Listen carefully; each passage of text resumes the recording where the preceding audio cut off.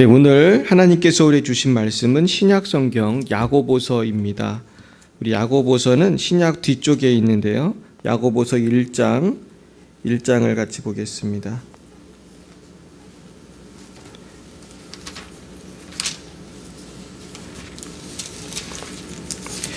야고보서가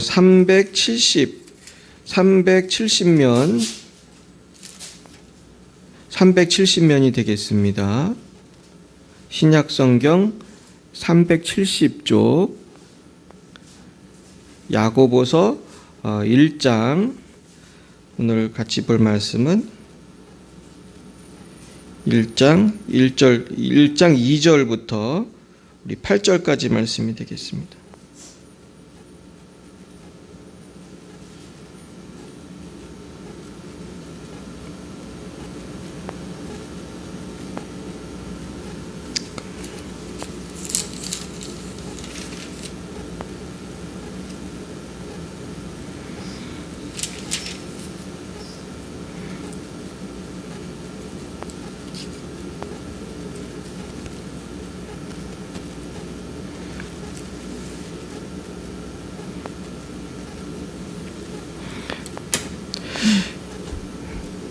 찾으셨어요?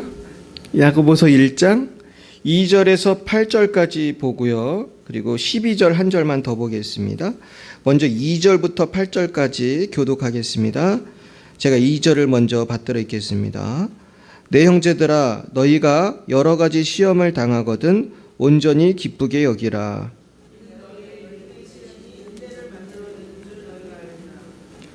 인내를 온전히 이루라. 이는 너희로 온전하고 구비하여 조금도 부족함이 없게 하려 함이라.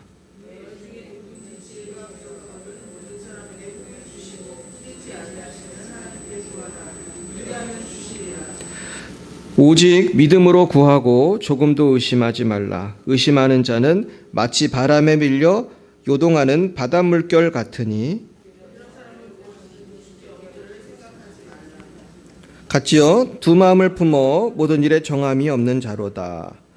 그리고 12절, 그 옆에 12절을 같이 읽겠습니다. 시작. 시험을 참는 자는 복이 있나니 이는 시련을 견디어낸 자가 주께서 자기를 사랑하는 자들에게 약속하신 생명의 면류관을 얻을 것이기 때문이라. 아멘. 네, 우리 잠깐 기도하겠습니다. 사랑의 주님, 오늘 이렇게 시험을 참고 이기는 법에 대해서 같이 배우려고 합니다. 성령님, 우리와 함께 해주셔서 우리가 다 부족하고 불완전하지만은 하나님의 능력을 힘입어 다 시험을 이기고 저 천국에서 만날 수 있도록 인도해 주옵소서.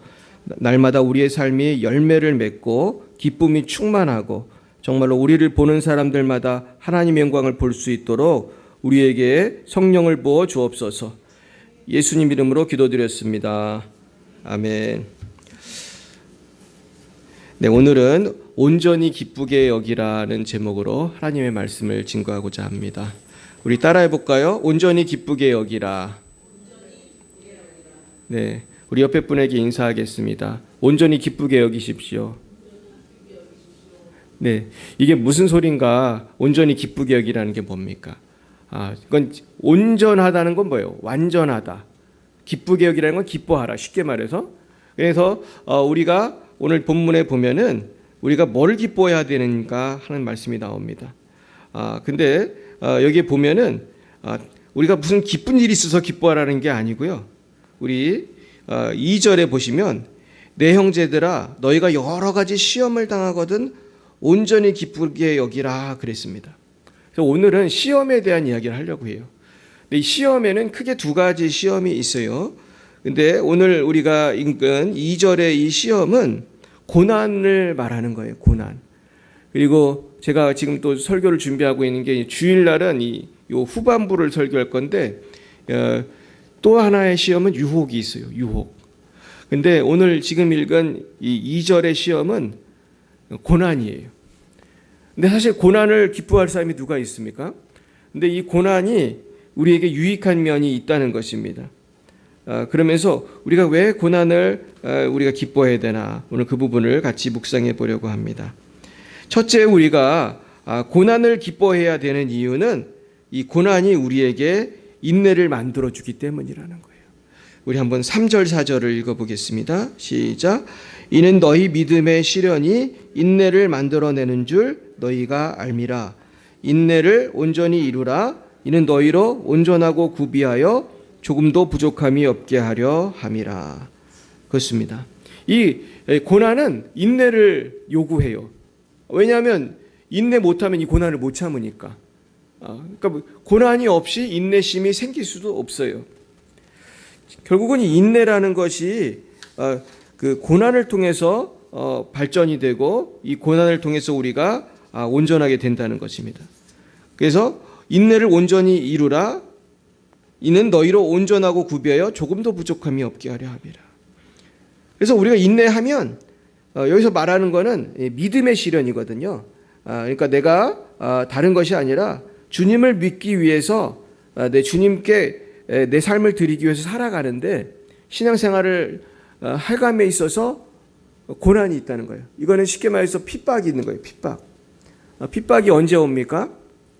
우리가 평소에는 잘 모르지만은 내가 무슨 복음을 전한다든지 아니면 내가 또 양심을 지킨다든지 또 내가 어떤 주님이 기뻐하는 일을 하려고 했을 때 이거를 반대하고 싫어하는 사람들이 있어요.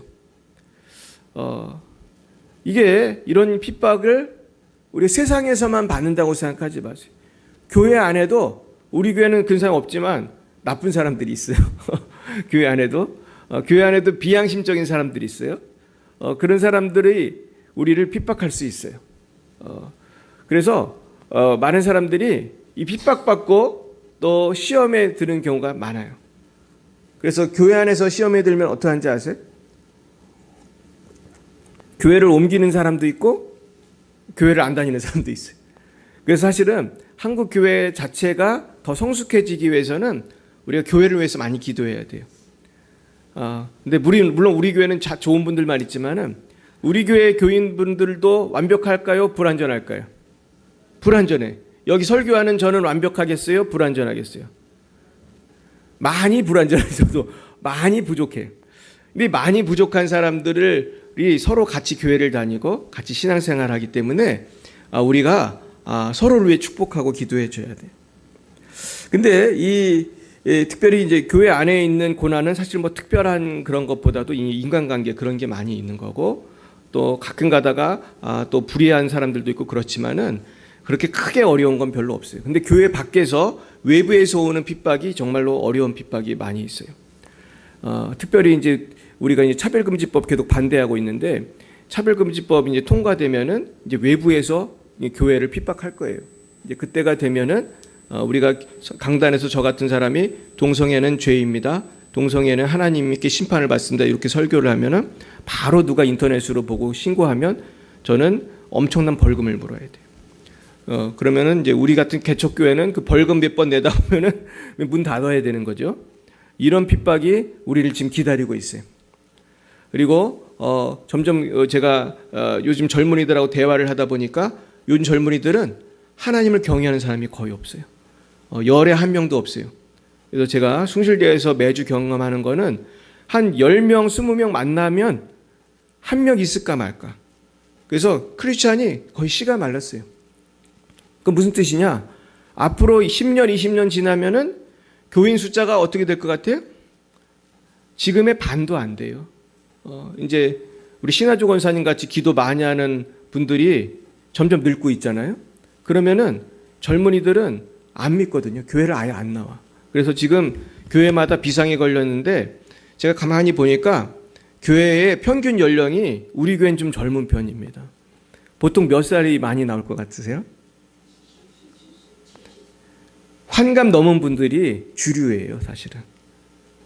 전 옛날에 그 유럽이 그렇다고 해서 아이고 유럽은 큰일 났네. 유럽은 노인들만 나온다는 거예요, 교회를.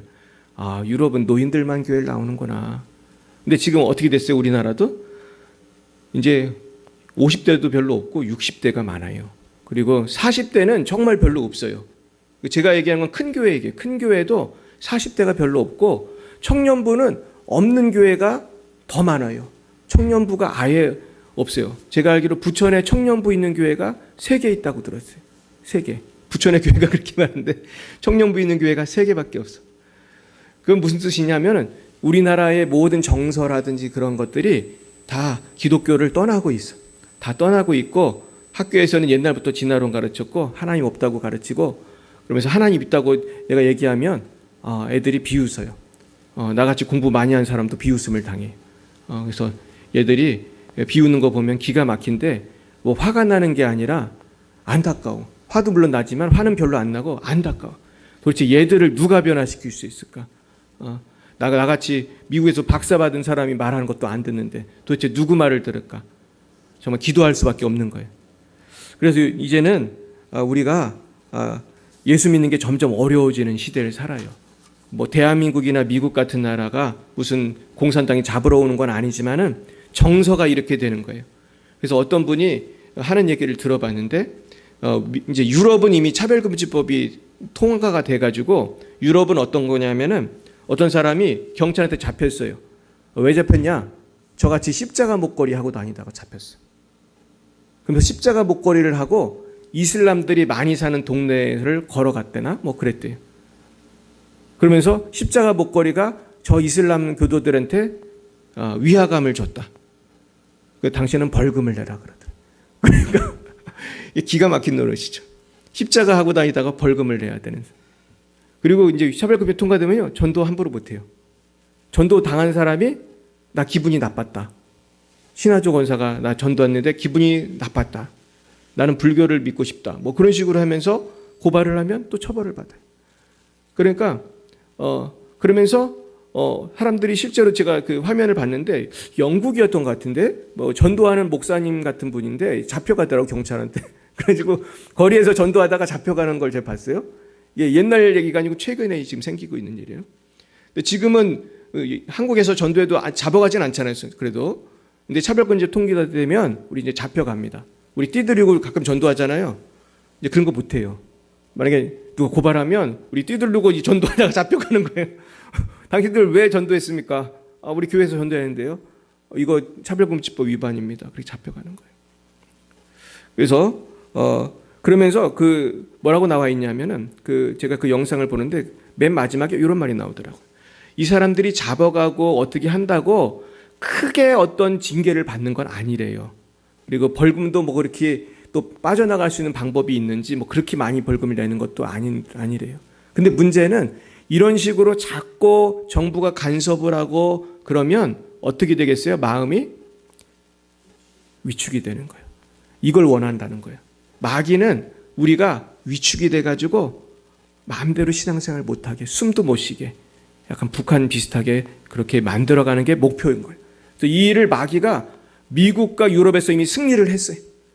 미국은 다 그런 건 아닌데 주별로 이게 통과된 주가 많아. 그래가지고 뭐 캘리포니아 같은 주 그런 뭐 주들이 되게 많아요. 미국은 그래가지고 이런 주들은 다 통과가 돼가지고 뭐 이제 난리가 났어요.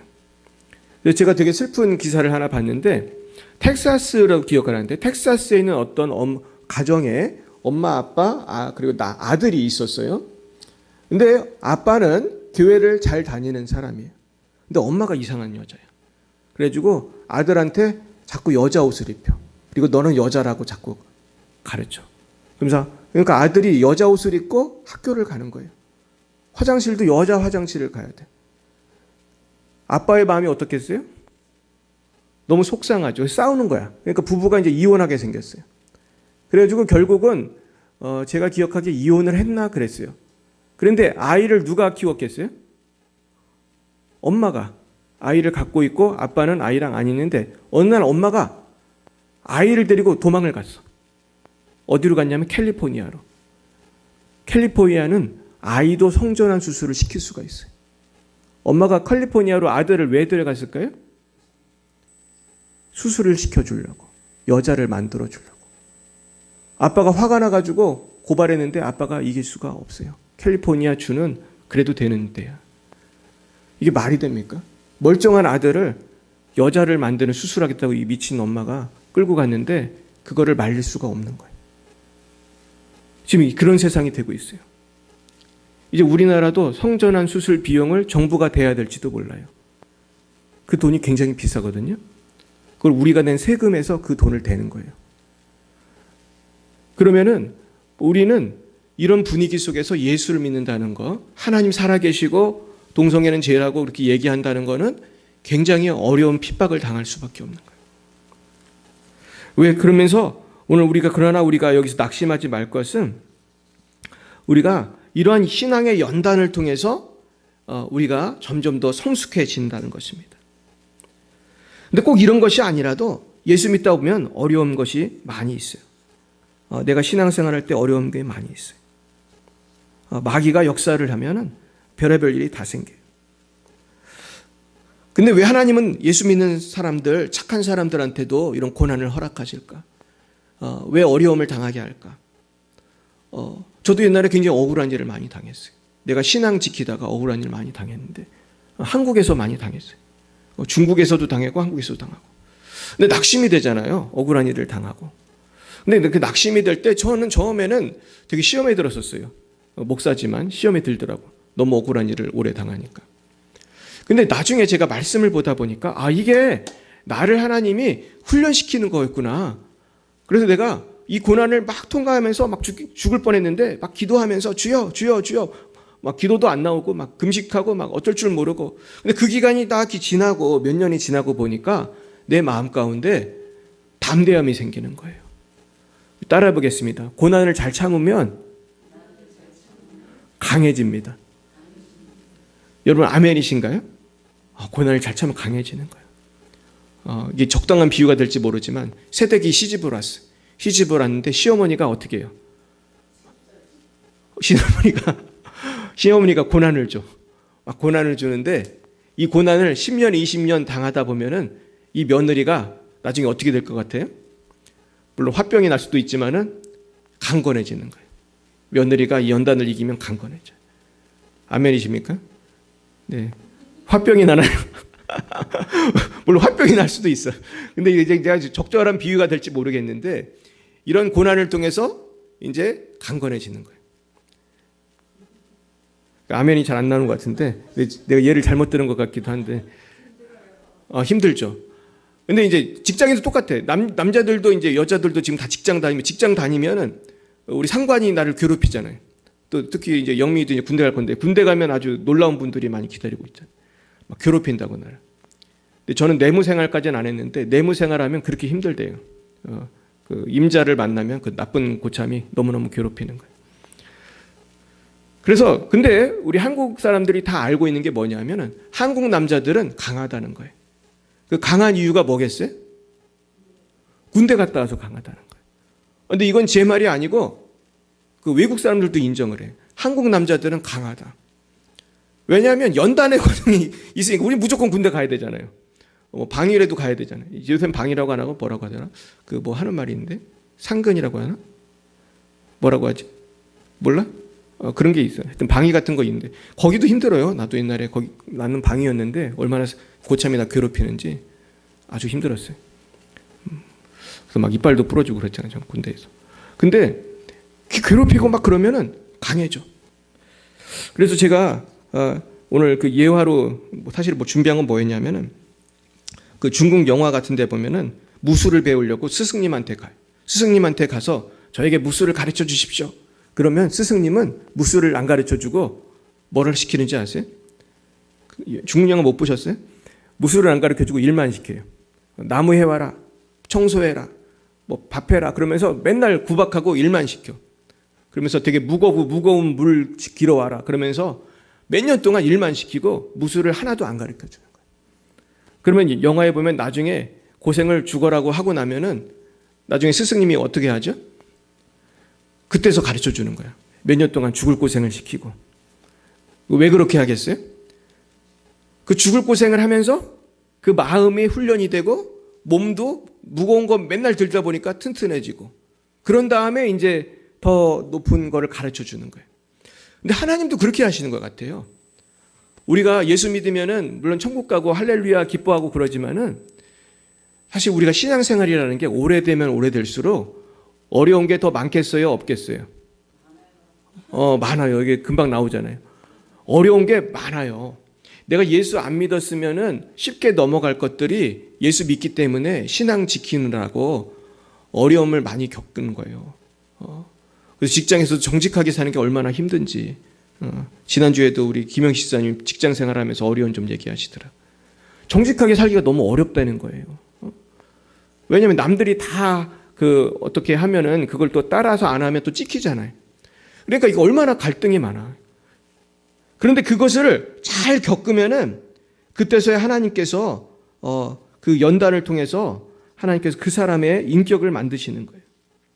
그래서 제가 인터넷에서 이런 글을 찾았어요. 제가 읽어드리면은 믿음이 성장하기를 원하면 시험을 피하면 안 됩니다.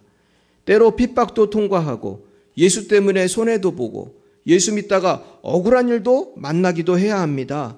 신앙생활하면서 온실 속의 꽃처럼 바람도 겪지 않고 추위도 만나지 않으며 곱게 지나려고 하면 절대 믿음이 성장하지 않습니다. 이거 누가 쓴 글을 제가 퍼온 거예요. 그러니까 믿음이라는 거는 뭐가 있어야 성장한다는 거예요? 고난, 시련, 아픔, 실패 이런 걸 통해서 막 주여 막 밤새도록 기도하고 잠도 못 자고 그러면서 기도하고 그러면서 믿음이 자라는 것이지 그냥 평탄하게 있으면 믿음이 자라지가 않아요.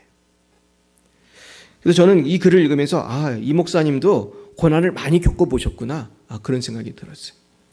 결국은 인내로 우리가 하나님이 우리를 만드시는 걸 생각하면서 정말 제가 사실 아까 얘기했지만 고난을 당했을 때 연단만 되는 게 아니라 한편으로는 이게 상처가 되기도 하거든요. 그래서 상처가 되고 화병이 되기도 해요. 근데 제가 오늘 드리는 말씀, 이런 말씀 드리는 거는 여러분이 당하는 고난이 화병과 상처가 되는 것이 아니라 이것이 연단이 되기를 축복합니다. 그래서 이게 화병이 되고 상처가 되면은 마귀가 좋아하고 나는 너무 힘들잖아요. 근데 이게 화병과 상처가 안 되려면은 하나님이 나를 이렇게 연단하셔서 나를 좀 믿음 생활 좀 잘하라고 또 믿음이 잘하라고 하시는구나. 그래서 천국에서 큰 상을 주려고 하시는구나. 이렇게 우리가 긍정적인 믿음으로 해석하시길 축복합니다. 안 그러면요. 여기는 우리 모두 다 화병 걸려요. 우리가 화병을 걸리지 않고 상처가 되지 않는 방법은 하나님 바라보는 거예요. 주님 주실 상급 바라보시길 축복합니다. 두 번째, 고난을 기뻐할 수 있는 비결은요. 하나님께 지혜를 달라고 기도하는 거예요. 이게 참 중요한데요. 5, 6, 7, 8절 읽어보겠습니다. 시작. 너희 중에 누구든지 지혜가 부족하거든 모든 사람에게 후히 주시고 꾸짖지 아니하신 하나님께 구하라. 그리하면 주시리라. 오직 믿음으로 구하고 조금도 의심하지 말라. 의심하는 자는 마치 바람에 밀려 요동하는 바닷물결 같으니 이런 사람은 무엇인지 주께 얻기를 생각하지 말라. 두 마음을 품어 모든 일에 정함이 없는 자로다. 아멘. 그렇습니다. 우리가 고난을 당할 때 반드시 해야 될 게 이거예요. 이게 뭐예요? 기도를 통해서 지혜를 달라고 기도해야 돼요. 특별히. 하나님 저 어떻게 해야 됩니까? 어떻게 해야 됩니까? 이 일은 어떻게 해야 됩니까? 사실 우리는요 이렇게 기도하다가 천국 가는 거예요. 만약에 저와 여러분이 병상에서 이제 죽게 되었어요. 이제 조금 있으면 천국을 가야 된다면 그때 할 수 있는 게 뭐밖에 없겠어요? 기도밖에 없어요. 여러분 천국 갈 때 온교인 같이 가는 경우 보셨습니까? 같이 순교하지 않는 이상 같이 가기는 참 어려운 거예요. 그럼 천국 갈 때 누구랑 가야 되죠? 권사님 누구랑 가실 거예요? 예? 예수님하고 같이 가야 되잖아요. 그때 우리는 뭐밖에 할 게 없어요? 기도밖에 할 게 없어요. 그래서 제가 옛날에 곽선희 목사님 수업을 듣는데 곽선희 목사님은 교회가 되게 크잖아요. 막 7만 명이나 7만 명인가? 하여튼 교회가 엄청 큰데 그 교회는 그렇게 한대요. 사람이 죽을 때가 되면은 저같이 이런 나무 십자가를 이렇게 나무로 된 십자가 이렇게 손에 쥐어준대요. 근데 이분이 수많은 사람들 임종 예배를 드리잖아요. 그러니까 사실 손에 나무 십자가를 쥐어주는 건 무슨 뜻이에요? 당신이 천국에 갈 때 누가 너와 함께 하신다? 예수님은 함께 하신다. 그러면은 그 소망교회는 부자들이 사실 많이 다니는 교회로 유명한데 아무리 돈이 많고 부자도 가져갈 수 있는 건 뭐밖에 없어요? 아무것도 없고 믿음밖에 없잖아요. 그러면 이분들이 이 나무 십자가를 정말 간절히 잡고 가신대. 그러면 이거를 정말 끝까지 안 놓고 간절히 붙들고 가신다는 거예요. 참 이게 좋은 것 같아요. 나도 이런 거 하나 할까 그런 생각도 드는데 권사님 해드려요? 좋은 것 같죠. 그래서 그 교회는 항상 나무 십자가를 주고 이렇게 쥐고 이렇게 간다는 거예요. 의미가 있다. 우리가요 기도 생활을 평소에 잘해야겠어요, 안 해야겠어요? 잘해야 돼요. 왜냐하면 죽을 때 돼서 그때 마음이 급해 그때 막 기도가 잘 안 돼. 막 평소에 기도 안 하면 주여, 근데 주님이 계신지 안 계신지 막 모르고 이러면 되겠습니까? 평소에 기도를 하면서 자꾸 지혜를 달라고 주님 어떻게 해야 되죠? 이렇게 살다가 천국을 가야 자연스럽게 이게 평안한 마음으로 가는 것이지. 그래서 우리가 항상 주님 나와 함께 해주세요. 주님 날 인도해 주세요. 이 고난을 이길 수 있는 지혜를 주세요. 우리 한번 따라해 보겠습니다. 주님 저에게 고난을 이길 지혜를 주옵소서. 아멘. 그렇게 기도하시길 축복합니다. 저도 그렇게 살고 있습니다. 저도 하루하루 이 기도 안 하면은 살 수가 없어요.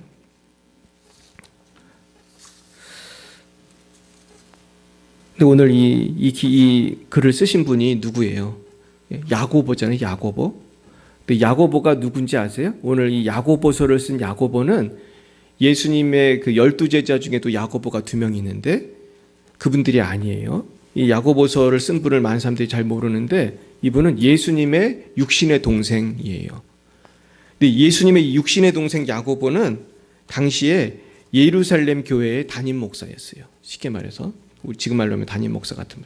그러니까 사도들 중에서 그 예수님이 제자들 그 초대교회를 만들었을 때 그 초대교회 그 예루살렘 교회가 그 초대교회의 핵심이었는데 그 교회의 담임 목회자였기 때문에 제일 높은 분이었어요. 근데 야고보서를 쓴 야고보는 별명이 뭐였냐 하면은 이 낙타의 무릎이라는 게 별명이었어요. 왜냐하면 야고보는 하도 무릎 꿇고 기도를 많이 해가지고 그 무릎이 낙타의 무릎같이 딱딱해졌다는 거예요. 얼마나 기도를 많이 하신 거예요. 근데 야고보서를 쓰신 야고보가 너희 중에 지혜가 없거든 그러면서 뭘 하라고 그랬어요? 너희 중에 누구는 지혜가 부족하거든 모든 사람에게 후히 주시고 꾸짖지 아니하시는 하나님께 구하라 그리하면 주시리라. 오직 믿음으로 구하고 조금도 의심하지 말라. 의심하는 자는 마치 바람에 밀려 이동하는 바닷물결 같으니 이런 사람은 무엇이든지 줄 게 없기를 생각하지 말라. 두 마음을 품어 모든 일 정함이 없는 자라다. 이런 말씀을 하신 이유는 분명히 자신의 경험에서 오는 말씀이라는 거죠. 본인도 기도를 했을 때 의심하고도 기도해봤을까요? 해봤겠죠. 저도 기도할 때 확신만 들겠어요? 의심도 생기겠어요? 근데 제가 지난번에 말이죠. 추수감사주일 날 제가 이 자리가 꽉 차게 해달라고 기도했잖아요. 여러분 기도할 때 의심이 생겼어요? 안 생겼어요? 솔직하게 의심이 생길 수도 있잖아요. 그러면 어떻게 하는 거냐면 제가 가르쳐 드릴게요. 저도 의심이 생기더라고 처음에. 근데 의심이 생기면은 그냥 그렇게 냅두면 이 기도가 안 될 것 같잖아요. 기도를 하면서도 이렇게 의심하고 기도하면 안 될 텐데. 그래서 우리는 계속 기도하면서 뭐를 내보내야 돼요? 내 마음속에서? 의심을 자꾸 내쫓아야 돼. 의심만 들어요? 두려움은 안 드나요? 두려움이 또 들어. 어떤 때는 이 일 어떡하지? 막 내가 군대 가는데 어떡하지? 막 그런 두려움이 들 거예요. 이제 영민이 조금 있으면 군대 가려면. 아니면 또 이제 우리가 입사 시험을 보면은 면접을 보잖아요. 면접 보면 어떻게 높은 사람들이 쫙 앉아 있는데 내가 대답을 잘해야 되는데 막 걱정이 되잖아. 두려움이 들어. 이런 두려움이 한두 끝도 없잖아요. 그리고 결국 기도라는 건 뭐냐? 기도는 영적인 씨름이에요. 기도는 하나님을 바라보는 것이지만 동시에 세상을 안 바라보기 위해서 몸부림을 치는 거야. 세상을 바라보면 두려움이 들고 의심이 들고 안 될 것 같고. 저도 그래서 몸부림을 쳤어요. 주님 추수감사절에 이 자리가 꽉 차게 해주세요. 근데 이것이 쉬운 것이 아니에요. 우리가 기도라는 것은 그래서 노동이다 그래요. 따라해볼까요? 기도는 노동이다. 기도는 노동이에요. 그러니까 지금 이 야고보 사도가 지혜 달라고 기도하세요. 의심하지 말고 기도하세요. 이렇게 간단하게 썼지만 이것을 실천하는 거에 있어서는 시간이 걸리겠어요? 안 걸리겠어요? 시간이 걸리는 거예요. 그러니까 낙타 무릎이 왜 되냐 하면은 자꾸 의심이 생기고 안 될 것 같고 이런 마음과 싸워야 되니까 몇 시간씩 자꾸 기도하는 거예요. 기도하고 또 기도하고 그러면서 낙타 무릎이 되는 거예요. 마지막 우리가 고난을 기뻐해야 되는 이 고난의 의미가 있어요. 그것을 우리 12절에서 한번 오늘 읽은 12절에서 한번 찾아보겠습니다. 읽어보겠습니다. 시작. 시험을 참는 자는 복이 있나니 이는 시련을 견디어낸 자가 주께서 자기를 사랑하는 자들에게 약속하신 생명의 면류관을 얻을 것이기 때문이라. 결국은요, 하나님께서 그 고난을 잘 참은 자들에게 생명의 면류관을 주신다는 거예요. 이거는 천국을 주시고 우리 하나님께서 천국에 놀라운 상급을 주신다는 거예요. 그래서 로마서 8장에도 비슷한 말씀이 있어요. 이건 이제 사도 바울이 쓰신 것인데 로마서 8장 16절에서 18절을 읽어드릴게요. 성령이 친히 우리의 영과 더불어 우리가 하나님의 자녀인 것을 증언하시나니 자녀이면 또한 상속자 곧 하나님의 상속자여 그리스도와 함께한 상속자니 우리가 그와 함께 영광을 받기 위하여 고난도 함께 받아야 할 것이니라. 생각하건대 현재의 고난은 장차 우리에게 나타날 영광과 비교할 수 없도다. 결국 현재의 고난을 통해서 하나님은 우리에게 영광을 주시려고 하는 것입니다. 여러분, 하나님은요 좋으신 하나님이에요. 여러분, 좋으신 하나님은 우리에게 충성하라고 하고 고난을 당하라고 하고 목숨 걸고 싸우라고 하고 피 흘려 순교하기까지 충성하라고 그래요. 그 이유는 그렇게 해야만 하늘나라에 갈 준비가 되기 때문이에요. 제가 한 가지 말씀만 드리고 마치겠습니다. 옛날에 어떤 범법자가 감옥에 갔습니다. 근데 이 사람은 아주 흉악한 죄를 지었어요.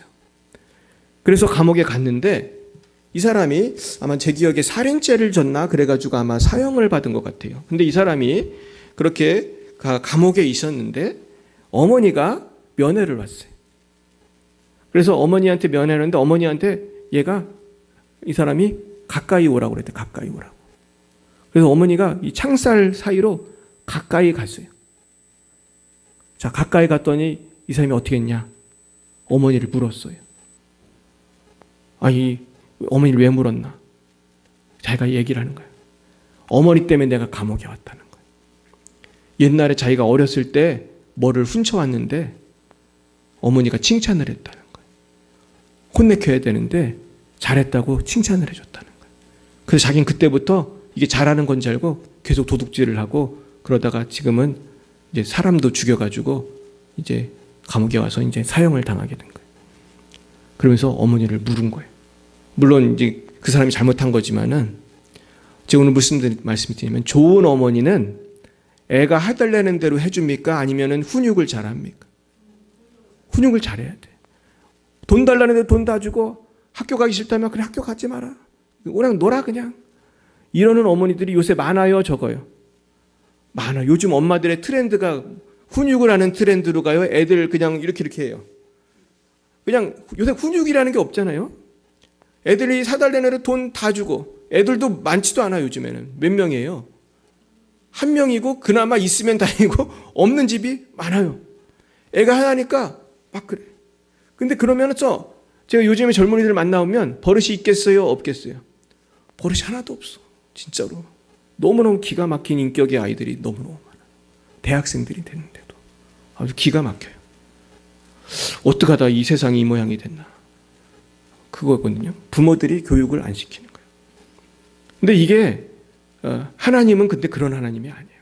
하나님 우리를 너무나 사랑해서 우리가 제대로 예수 믿기 원해요. 근데 저는 지금 제 목사가 되고 나이가 50이 넘었지만 제가 지금 고백드리는 거는 그래서 하나님이 나한테 그러셨구나. 이렇게 깨닫는 게 참 많아요. 우리 한 번만 따라해 보겠습니다. 그래서 그러셨구나. 아멘입니까? 우리 사실 이런 고백이 있어야 돼요. 그래서 그러신 거예요. 하나님 우리 사랑해서 우리를 연단하시고 계세요. 오늘 그 사랑의 하나님께 감사하면서 오늘의 고난을 잘 인내하시기를 예수님의 이름으로 축원드립니다. 기도하겠습니다. 사랑과 은혜가 충만하신 하나님 아버지, 우리는 노력은 안 하고 고생은 안 하고 그저 복만 많이 받고 싶은 연약한 죄인들입니다. 그러나 주님께서는 우리를 살리시기 위해서 몸버려 피 흘려 십자가 지시고 피 흘려 주셨습니다. 우리도 이제는 주님을 본받아 나에게 주신 작은 십자가를 불평하지 않고 원망하지 않고 잘 지게 해 주시옵소서. 우리가 이 십자가를 지고 미랄로 잘 죽어질 때 우리의 믿음도 자라고 지혜도 자라고 기도도 깊어지고 풍성한 열매도 맺혀서 나중에 하나님께서 예비하신 생명의 면류관을 받고 넉넉히 구원을 받게 될 줄 믿습니다. 주님, 이 믿음으로 오늘도 고난을 환영하고 기뻐하고 감사하는 복된 주님의 자녀들이 다 될 수 있도록 은혜 내려 주시옵소서. 지금은 살아계신 주 예수 그리스도의 구속의 은혜와 하나님 아버지의 놀라우신 사랑하심과 성령의 교통하심이 날마다 고난이 올 때에 기뻐하고 온전히 기뻐하고 하나님만을 바라보기로 다짐하는 사랑하는 주의 자녀들 머리 위에와 저들의 가정과 또한 우리 열방예비 사랑교회와 열방 위에 이제와 영원 몽토록 함께 하시기를 간절히 축원하옵나이다. 아멘.